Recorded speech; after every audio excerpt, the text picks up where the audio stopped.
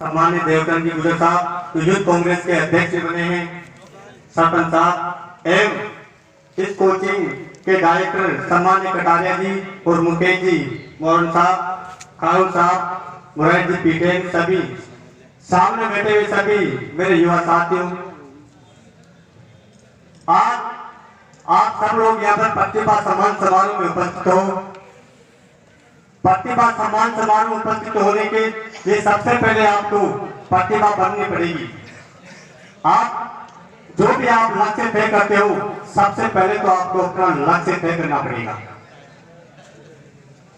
जो आदमी कुछ न कुछ हर लक्ष्य देखा आता तो उसका कोई भी लक्ष्य उसको प्राप्त नहीं हो सकता।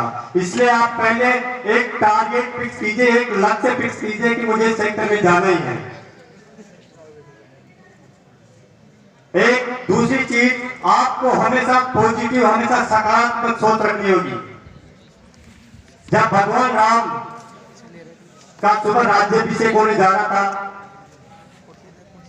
किस्मत से विधि का विधान था, किस्मत से भगवान राम को सुबह वनवास मिल गया। शाम को राज्याभिषेक की तैयारी चल रही थी और सुबह वनवास मिल गया भगवान राम को। तो कई लोग ऐसे होते हैं आपके पास में रहते, आपके मोहल्ले में रहते हैं, जो आप कुछ भी करोगे, आप ऐसा नहीं होगे तो आपको वो निराशाजनक ऐसी बातें कहेंगे कि आप टूट जाओ। ऐसी बातें भगवान राम को बोली गई कि आपका तो राज छीन लिया गया भगवान, अब आप जंगल में कहाँ जाओगे के साथ, ऐसी बातें होगी। तो भगवान राम ने कहा कि किसने कहा कि मेरा राज छीन लिया गया? मेरे पिताश्री ने मुझे पहले अयोध्या का राज दिए थे, अब उससे भी 1000 गुना बड़ा जंगल का राजा मुझे बना दिया गया, अब मैं जंगल में राज करूंगा। तो भगवान राम जब अयोध्या में थे तब युवराज कहला रहे थे, राम कहला रहे थे, लेकिन जब वो जंगल में राज करने गए, वो कई साल तक कड़ी मेहनत की, परिश्रम करके अपने भक्तों की रक्षा की, कई समस्या थी, उनका अत्याचार था, उनको खत्म किया। 14 वर्ष तक इतनी कठिन तपस्या करके, इतनी मेहनत करके जब वापस अयोध्या लौटे तो क्या कहलाए? मर्यादा पुरुषोत्तम श्री राम कहलाए। मर्यादा पुरुषोत्तम जब लगा जब उन्होंने इतनी मेहनत की है। इसलिए आपको हमेशा पॉजिटिव सोचना पड़ेगा। कई लोग रहेंगे जो आपको नीचे, आपको तोड़ने के रहेंगे, आपको बिल्कुल नेगेटिव बातें करेंगे कि आप टूट जाओ, उसे टूटना नहीं है। हमेशा सोच सकारात्मक रहो। कोई भी समस्या आती है ना तो बहुत कम समय के लिए आती है। मैं जो आज जो कुछ भी उसका श्रेय देना चाहूंगा, शिक्षा में, नौकरी में, या आज जिस भी स्थिति में हूँ, वो पूरा श्रेय देना चाहता हूँ मैं मेरी सम्मान्य बड़े भाई साहब सुनील जी को।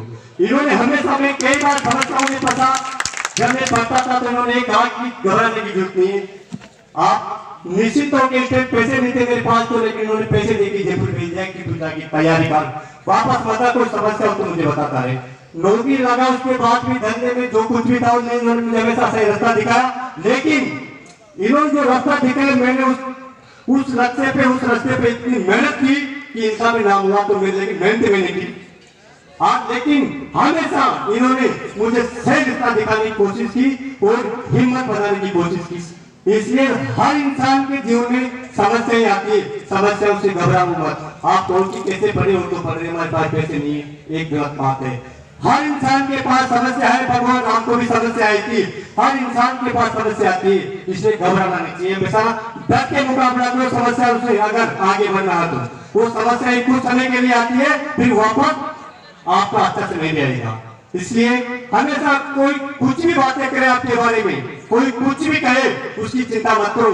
कई लोग ऐसी शब्द भी कहेंगे आपके बारे में, आपको रात पर नींद नहीं आएगी, उसकी परवाह मत करो। आप कितना भी सही काम करो, मन से काम करो। अगर कोई उंगली उठाता तो उठाने दो। माता सीता इतनी पवित्र नारी थी, लेकिन उठाने वालों ने तो उसके ऊपर भी उंगली उठा दी थी। इसलिए परवाह मत करो, दुनिया में से लोग उंगली उठाने वाले उठाते रहने दो। आप अपना काम अपना मन से, तन मन से अपने लक्ष्य के प्रति समर्पित रहो, आगे बढ़ना। तो साथ ही आप जो भी हो, अपना इष्ट जो भी हो, चाहे जो जिसको मानता हो, हिंदू हो मुस्लिम हो, जो अपना इष्ट हो, उसके प्रति आप वास्तव में भगवान इस संसार में है। अगर संतभूत है ना तो भगवान भी है। आज एक छोटा सा वायरस कोई संसार के बड़े बड़े वैज्ञानिक, बड़े बड़े डॉक्टर थे ना, सफेद हो गए। इसलिए प्रकृति में भगवान में कोई ताकत है। अगर आप मन से मानते हो तो भगवान आपके पास पीछे रहेंगे। जब माता सबरी कई सालों से जंगल में इतनी तपस्या कर रहे थे कि भगवान राम मेरे घर आएंगे। वो किसी भी बहाने गए, सीता माता को ढूंढते हुए गए, लेकिन माता सदैव के पास पहुंच गई।